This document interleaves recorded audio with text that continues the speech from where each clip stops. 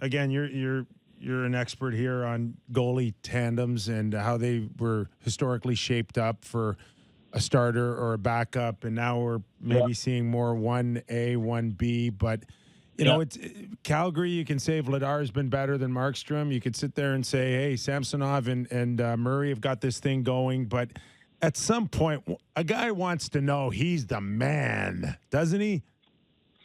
Yeah, I'm on the fence with that, Nick. When I joined the league in '83, a lot of teams had I don't know about 1A, 1B, but they rotated games more often. Like when I came into the league my second year, Billy Smith and I were rotating a lot. And I don't have hockey DB in front of me, but I would think that we played pretty close to the equal amount of games. And then later in the season, it'd be March when Al Arbor would start to give that guy, the playoff guy, Billy, a little bit more action, get him ready.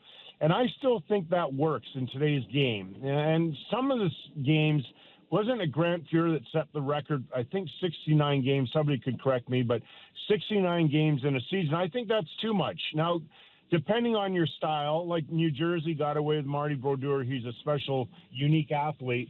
But I still think in today's game, you need a guy to believe he's number one. But I don't see a reason why he can't be supported nicely with his backup, where you can get it closer to a 50-50 split in terms of the percentage of games. I think that's a healthy way to go. Now, if a guy gets on a bit of a run, sure, he can start 3 games. But I think mentally also it's a nice break for the guy that everybody knows he's the starter when the playoffs start. But why wear him out? And today's game is harder than ever on goaltenders for all the reasons we talked about, the rule changes, the better shooters in today's game, and the travel seems to be harder with the condensed schedule. I think there's more room for 50-50 split. All right, Kelly, before we let you go, I just have to ask, I heard you guys talking on Hockey Night in Canada. Did the Kings ever practice passing off the Stanley Cup before the Cup final against Montreal? We did not. Okay. And that's a funny way to end it. And, I thought Kevin Bieksa handled that perfectly. I just think that all of us know, we're all in the media. We probably had 10 or so cameras at the morning skate in Boston. Like, that Right. just didn't happen. And I think podcasts have a lot to do with it because we all feel like we can speak freely. We're trying to be entertaining, and maybe we let something slip on occasion. By the way, before we go, Justin, good luck with your book. Nick, I'm just starting your book. I bought it early in the pandemic and finally getting to it, so I'm looking forward to reading all your stories. Sorry for the delay. Love you, Kelly. Thanks. So busy. Thanks, Cal. Enjoy it, and always welcome on our show, pal. Appreciate you, buddy. I love it. Thanks for the invite. Talk to you guys soon. Kelly Hrudey does a terrific job on Sportsnet and Hockey Night in Canada. You're just a kind man. Yeah. As kind as they come.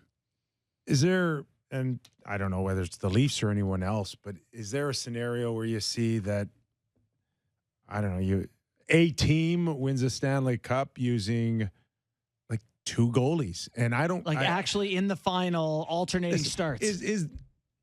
It probably won't be, because once a guy wins, you're not going to change him out. But could there be a 60-40, right? Because obviously we're into the historically 9 out of 10 starts goes to the Stanley Cup winning goaltender. But is there an opportunity for 2 guys to come in and look a lot more like 1A, 1B than a starter and a no-chancer? You're right. It would have to be like off a loss. Like you go with Murray and then he wins, and then you go with Murray and he loses, and Samsonov goes in and he wins. You go with him again, he loses. You go back to Murray.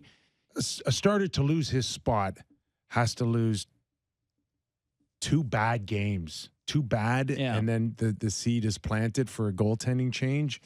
But can a guy lose 1 and then go to another guy? Yeah, I think so. What's interesting is the only time I can really remember recently goalies splitting was when Murray got hurt and Fleury played the 2 series, I think, before the Cup final, and then Murray went back in, even though Fleury had won. Yeah, I remember that being a big conversation. It's like Fleury's on a roll. That Sullivan had the stones to do that. He just was like, he's the starting goalie, he's going back in. I was just looking at Kelly Hrudey's Hockey DB.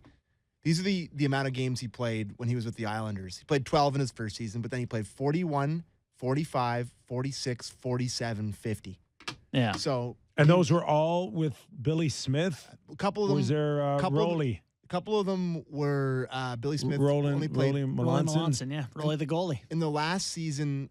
Billy Smith only played 17 games, so there was Mark Fitzpatrick and Jeff Hackett played games as well that season. But I'm just looking at the other ones. It was just him and Billy Smith. So he played. And then what were Kelly's numbers in Los Angeles? How many games did he play? Yeah. He played 60. Big number.